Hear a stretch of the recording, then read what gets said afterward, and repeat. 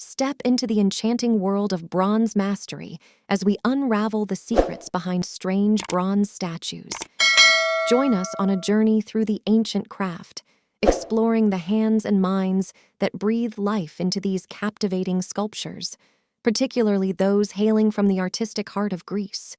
These are more than just statues. They are the result of an age-old tradition that thrives on precision and artistic brilliance.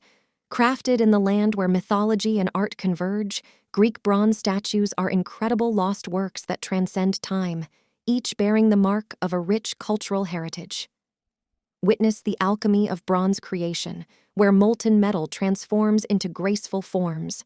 Sculptors with skilled hands and keen eyes bring forth beauty from raw materials, molding each piece with a precision that speaks to the mastery of their craft.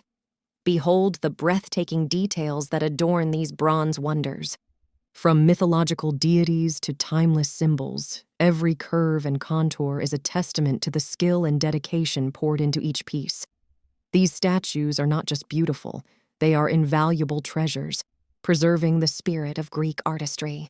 In just over a minute, we've scratched the surface of the mesmerizing world of strange bronze statues.